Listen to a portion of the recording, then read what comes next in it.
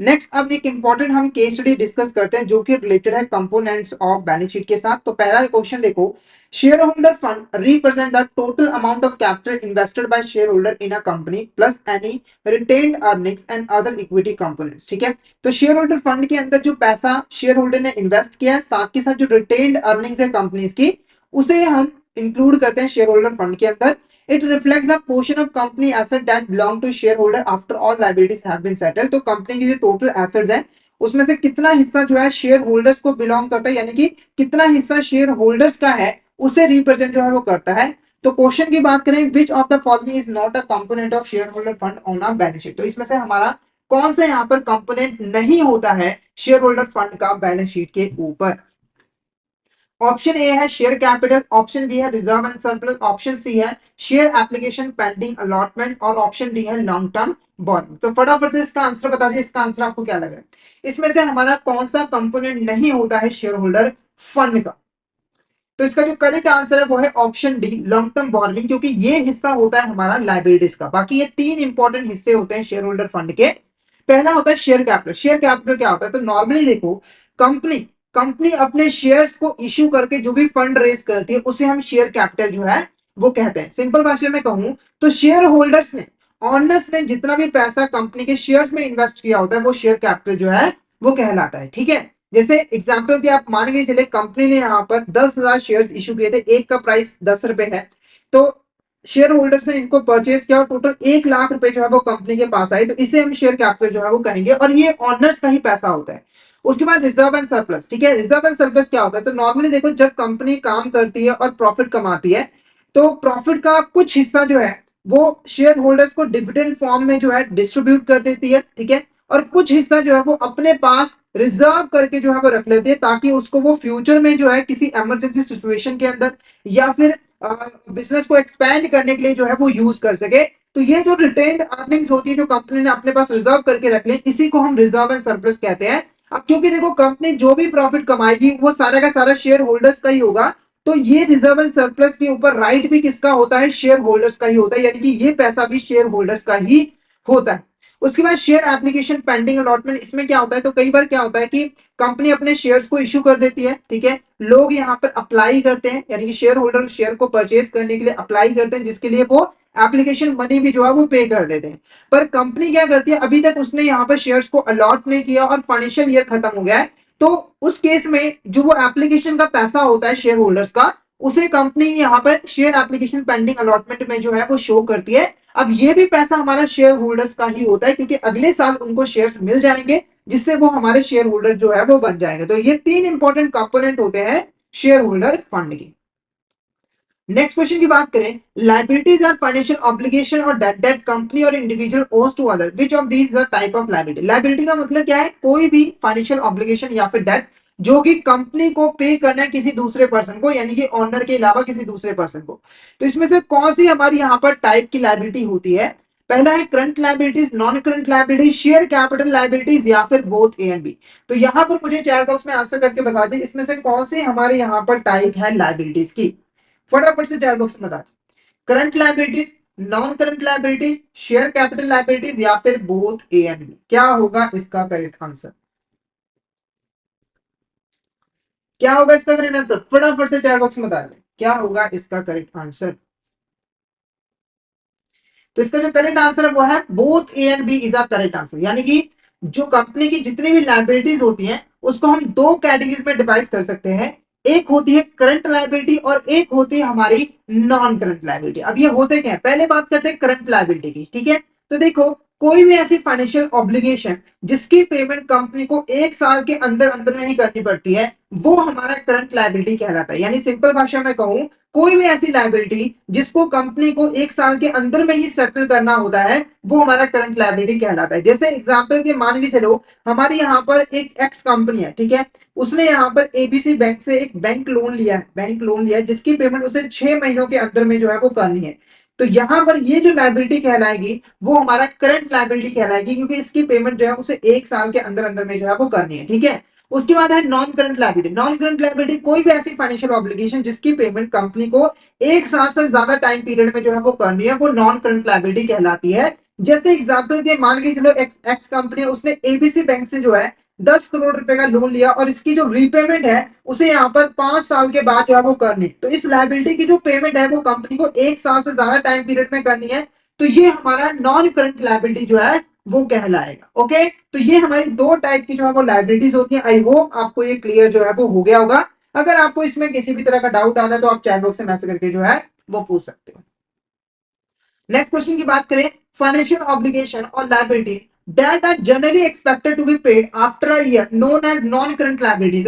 Component of non current liabilities include, non current liability का meaning मैंने आपको समझा दिया है, तो इसमें से कौन सा हमारा कंपोनेंट होता है नॉन करंट लायबिलिटी का? पहला है लॉन्ग टर्म बोरिंग्स, दूसरा है लॉन्ग टर्म प्रोविजन, तीसरा है अदर लॉन्ग टर्म लायबिलिटीज या फिर ऑल ऑफ द। तो फटाफट से यहाँ पर मुझे आंसर बता दीजिए कि इसमें से कौन सा हमारा कंपोनेंट होता है नॉन करंट लायबिलिटीज का। तो आंसर आपने नहीं बताया तो मैं बता देता हूँ, option D all of the हमारा यहाँ पर करेक्ट आंसर है। ठीक है, ये सारे के सारे हमारे नॉन करंट लायबिलिटीज के कंपोनेंट्स होते हैं। लॉन्ग टर्म बोरिंग का मतलब है कंपनी ने जो लॉन्ग टर्म लोन लिया हुआ है, जैसे कि बैंक से लोन लिया है या फिर पब्लिक से लोन लेने के लिए डिवेंचर इशू किए हैं, बॉन्ड इशू किए हैं, तो वो लॉन्ग टर्म बोरिंग के अंदर आते हैं। लॉन्ग टर्म प्रोविजंस क्या होते हैं? देखो प्रोविजंस का मतलब क्या होता है, तो देखो कई बार क्या होता है कि कंपनी को पता होता है कि फ्यूचर में उसे कुछ एक्सपेंसेस करने होते हैं, तो वो जो भी प्रॉफिट वगैरह कमाते हैं उसका कुछ हिस्सा उन एक्सपेंसेस को कवर करने के लिए वो अपने पास रिजर्व करके रख लेती है, और वो हमारे प्रोविजंस कहलाते हैं। जैसे एग्जांपल के एम्प्लॉयज का प्रोविडेंट फंड हो गया या फिर ग्रेचुइटी हो गया, ये हमारे लॉन्ग टर्म प्रोविजंस के अंदर जो है वो आ जाते हैं। ठीक है, और ये जनरली काफी लंबे टाइम के लिए होते हैं। अदर लॉन्ग टर्म लाइबिलिटीज के अंदर अगर मान के चलो कोई ऐसी आइटम है जो कि ना तो बोरविंग है ना ही प्रोविजंस के अंदर आती है, तो वो अदर लॉन्ग टर्म लाइबिलिटीज के अंदर आ जाती है। जैसे अगर आप एक कंपनी है, उसने कोई मशीनरी यहाँ पर इंस्टॉलमेंट पे परचेज किया, ठीक है, तो देखो ये जो इंस्टॉलमेंट में परचेज की गई है ये ना तो लॉन्ग टर्म प्रोविजंस है ना ही लॉन्ग टर्म बोरविंग्स है, तो इसको हम कहां पे शो कर सकते हैं? इसे हम अदर लॉन्ग टर्म लायबिलिटीज में शो जो है वो कर सकते हैं। ओके, नेक्स्ट क्वेश्चन देखो, विच of the following combination is correct regarding the component of non current liabilities. तो अभी मैंने आपको नॉन करंट लायबिलिटीज के जो कंपोनेंट है वो अच्छे तरीके से समझाया है, तो इसमें से कौन सा कॉम्बिनेशन हमारा करेक्ट है? पहला लॉन्ग टर्म बोरविंग्स के अंदर डिवेंचर बैंक लोन आ गए, तो ये कॉम्बिनेशन बिल्कुल करेक्ट है। लॉन्ग टर्म प्रोविजंस के अंदर ग्रेचुइटी और प्रोविडेंट फंड आ गए, तो ये भी स्टेटमेंट क्या है? बिल्कुल करेक्ट है। Other long term liabilities machinery purchase on instalment, तो ये सभी की सभी जो कॉम्बिनेशन है वो बिल्कुल करेक्ट है regarding the non current liabilities component. Okay, तो हमारा जो ऑप्शन डी रहेगा all of the above is the correct answer, all of the above is the correct answer. इसके अलावा एक ना हमारा डेफर्ड लायबिलिटीज भी होती है, वो भी हमारा नॉन करंट लायबिलिटी का ही हिस्सा जो है वो होता है। ठीक है, उसके बाद देखो, current liabilities are obligation that are expected to be settled within 1 year और operating cycle, which of the following is not considered a current liability on a balance sheet. ठीक है, तो करंट लायबिलिटीज बेसिकली क्या होता है? Financial obligation होते हैं जिनको 1 साल के अंदर में ही सेटल करना पड़ता है। कई बार ना आपको वहां पर ऑपरेटिंग साइकिल भी यहाँ पर गिवन होगा। ऑपरेटिंग साइकिल का मतलब क्या होता है? आपका एक कंप्लीट फाइनेंशियल ईयर, ठीक है, तो नॉर्मली फाइनेंशियल ईयर 1 साल का ही होता है, इसीलिए हम नॉर्मली 1 year जो है वो यूज कर लेते हैं। कई बार आपको ऑपरेटिंग साइकिल भी गिवन होगा, तो अगर कोई करंट लायबिलिटी एक ऑपरेटिंग साइकिल में सेटल की जा रही है तो वो भी हमारी करंट लायबिलिटी जो है वो कहलाएगी। ठीक है, ये चीज आपने ध्यान में रखना है। तो इसमें से कौन सा हमारे यहाँ पर कंपोनेंट नहीं है करंट लायबिलिटी का? पहला है अकाउंट्स पेबल, दूसरा है प्रोविजन फॉर टैक्स, उसके बाद है आउटस्टैंडिंग वेजेस या फिर डिवेंचर। तो फटाफट से इसका आंसर बता दीजिए, इसका आंसर आपको क्या लग रहा है? इसमें से हमारी कौन सी यहाँ पर करंट लायबिलिटी नहीं है? Accounts payable, provision for tax, outstanding wages या फिर डिवेंचर। तो इसका जो करेक्ट आंसर है वो है option D, debenture is the correct answer. Debenture हमारा यहाँ पर करेक्ट आंसर जो है वो रहेगा, क्योंकि ये हमारे लॉन्ग टर्म लायबिलिटी, बाकी ये हमारी करंट लायबिलिटी। अकाउंट्स पेबल क्या होता है? तो नॉर्मली देखो, जब आप क्रेडिट पे सामान परचेज करते हो, जैसे मान के चले एक्स कंपनी है, एक एक्स कंपनी है, उसने यहाँ पर एबीसी कंपनी से रॉ मटेरियल जो है वो क्रेडिट पे परचेज किया और इसकी पेमेंट जो है उसे 3 महीनों के बाद जो है वो करनी है। ठीक है, तो देखो नॉर्मली ये जो एक्स कंपनी है उसने उसको 3 महीनों के बाद यहाँ पर पेमेंट करनी है, तो ये क्या है? एक फाइनेंशियल ऑब्लिगेशन है। और कौन सी फाइनेंशियल ऑब्लिगेशन है? Accounts payable. क्या है? Accounts payable. ठीक है, उसके बाद provision for tax. Provision for tax क्या होता है? तो नॉर्मली आपको टैक्स पे करना पड़ता है, आपको पता है कि आपको इतनी अमाउंट टैक्स पे करनी है, तो आप पहले से ही वो पैसा अपने पास जो है वो रखोगे, यानी कि उसकी प्रोविजन जो है वो क्रिएट करके रखोगे। ठीक है, तो वो भी हमारा करंट लायबिलिटी के अंदर ही आ जाता है। उसके बाद आउटस्टैंडिंग वेजेस। आउटस्टैंडिंग वेजेस क्या होता है? तो नॉर्मली मान के चलिए आपके पास वर्कर काम कर रहा है, उसने 2 महीने तक आपको काम आपके पास काम किया है और 2 महीनों की जो वेजेस है वो ड्यू हो चुके हैं, पर अभी तक आपने उसको पे नहीं किया, तो उसे हम कहते हैं आउटस्टैंडिंग वेजेस। ये भी आपकी एक फाइनेंशियल ऑब्लिगेशन है जिसको आपको जल्दी से जल्दी जो है वो सेटल करने की जरूरत होती है। तो ये सारे के सारे हमारे करंट लायबिलिटी कहलाते हैं। उसके बाद देखो क्या है, resources owned by a company that are expected to provide future economic benefit is known as asset. Which of these is not a type of asset? देखो एसेट का मतलब क्या है, तो देखो कंपनी के ऐसे रिसोर्सेस जो कि उसे फ्यूचर में कोई ना कोई बेनिफिट प्रोवाइड करेंगे, वो हमारा एसेट जो है वो कहलाता है। जैसे कि कंपनी ने एक बिल्डिंग परचेज की है और उसे 10 सालों तक यूज करने वाली है, तो इस बिल्डिंग का जो बेनिफिट है उसे 10 सालों तक, फ्यूचर में 10 सालों तक मिलने वाला है, तो वो हमारा एसेट जो है वो कहलाएगा। ठीक है, इसके अलावा अगर आपने कोई मशीनरी परचेज किया जिसकी वैलिडिटी 5 साल है, तो 5 साल तक आपको यहाँ पर बेनिफिट मिलेगा, तो वो हमारा एसेट जो है वो कहलाएगा। तो क्वेश्चन पूछ रहा था इसमें से कौन सी हमारी एसेट की टाइप नहीं है। पहला है करंट एसेट, दूसरा है नॉन करंट एसेट, तीसरा है शेयर होल्डर एसेट, चौथा है नन ऑफ द अबव। तो क्या लग रहा है आपको, इसमें से कौन सी हमारी एसेट की टाइप नहीं होती है?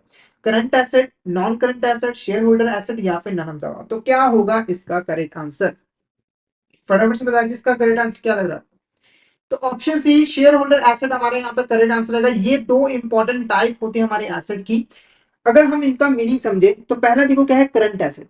देखो कोई भी ऐसी एसेट जिसका बेनिफिट कंपनी को सिर्फ और सिर्फ 1 साल तक ही मिलेगा, यानी कि कंपनी जो है 1 साल में उस एसेट को यूज कर लेगी या फिर उसे कैश में कन्वर्ट कर लेगी और वो एसेट खत्म हो जाएगी, तो उसे हम कहते हैं करंट एसेट। जैसे एग्जाम्पल के मान के चलिए हमारी जो कंपनी है उसने यहाँ पर क्रेडिट पे सामान बेचा है, यानी कि मान के चलो एक्स कंपनी है, उसने एबीसी कंपनी को 50,000 के जो गुड्स है वो क्रेडिट पे सेल किए हैं और इसकी पेमेंट उसको 3 महीनों के बाद यहाँ पर मिलने वाली है। ठीक है, तो ये कंपनी के लिए एक एसेट है क्योंकि फ्यूचर में उसे पैसा जो है वो मिलेगा, बेनिफिट जो है वो मिलेगा, पर ये एक करंट एसेट है क्योंकि इसे ना वो 1 साल के अंदर में ही 3 महीनों के बाद ही कैश में कन्वर्ट जो है वो कर लेगी और ये एसेट खत्म हो जाएगी, तो ये हमारा करंट एसेट जो है वो कहलाती है।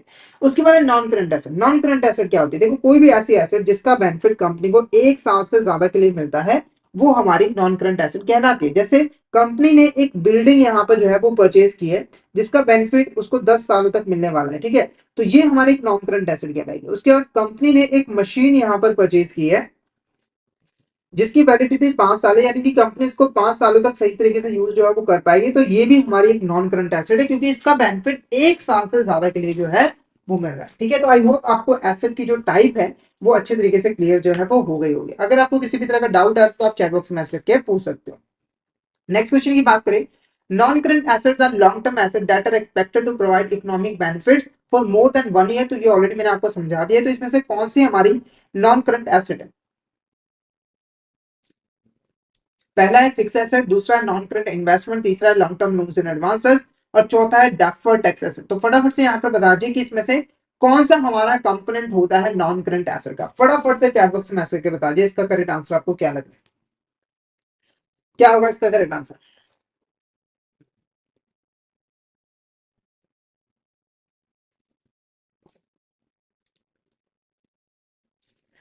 तो इसका जो करेक्ट आंसर वो है option D. Option D is the correct answer. ये सारे के सारे हमारे कंपोनेंट होते हैं नॉन करंट एसेट के। फिक्स एसेट बेसिकली हमारी जो बिल्डिंग्स वगैरह हो गई, हमारे यहाँ पर मशीन्स वगैरह हो गई, वो फिक्स एसेट आती है। नॉन करंट इन्वेस्टमेंट आपने लंबे समय के लिए शेयर्स वगैरह में इन्वेस्टमेंट की हुई है, सिक्योरिटीज में इन्वेस्टमेंट की हुई है, तो वो यहाँ पर आ जाएगी। उसके बाद अगर आपने किसी को long term loans and advances दिए हुए तो वो इसमें आ जाएगा। डेफर्ड टैक्स एसेट के अंदर हमारा डेफर्ड टैक्स एसेट जो है वो आ जाएगा। ठीक है, नेक्स्ट बात करते हैं on the balance sheet inventories, cash and cash equivalent and account receivables are listed under which category.